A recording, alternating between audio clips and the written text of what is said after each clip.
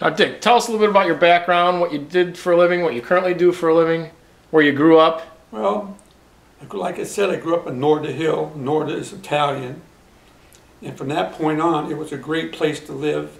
We learned a lot. I had all these brothers and sisters that loved you and cared for you, and you got to thinking, and they thought they were all good students. 3 of them were National Honor Society, and I always enjoyed being with them. Mm-hmm. And you went to East High yourself, correct? I went to East High School. And what did you do when you were at East High? Well, I studied. I studied my own theories. I would communicate with the physics teacher, and he told me, if anybody ever proves what time really is, he'll be the smartest man that ever lived. That's what he told me. So I spent a whole lot of time trying to figure out, what is this time all about?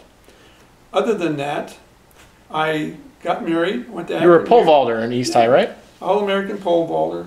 Akron U, I was one of the best in the country. I hate to brag about that, but you got to be audacious since I'm 78.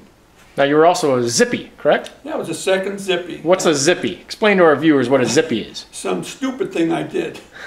You get in this kangaroo suit that smells, and you go out in the basketball court and shoot baskets. You go out in the football field, you run around like some nut. So you were the second mascot for the University of Akron? Second mascot for the University of Akron. Well, about what year would you say this was?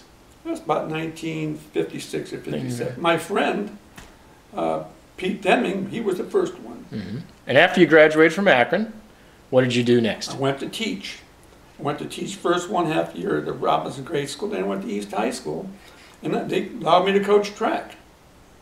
And when I coached track, I had 93-2 record, won the best coaching award 7 years, got nominated to Akron U Hall of Fame, East High Hall of Fame, and the Summit County Hall of Fame. Don't ask me why, they just do that. My mind works more than just on science. If your mind just works on a problem in science, you're going to be an idiot. Mm-hmm. If you do that a lot, you're going to think there's 11 dimensions wrapped in a one-dimensional sphere, which is really wacko. A long time ago, you called Albert Einstein on the phone. Right.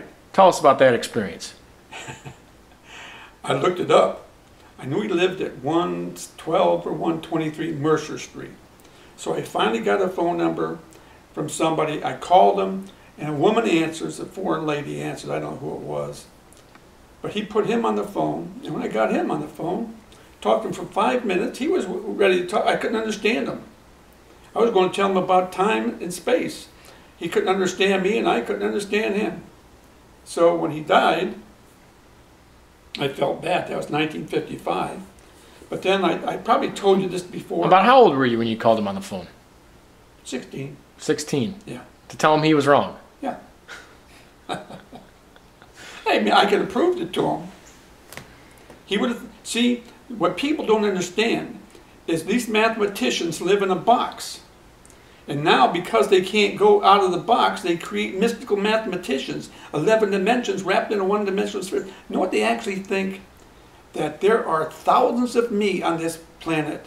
They even think that because Napoleon beat somebody, that in another universe, a parallel universe, that the English beat Napoleon.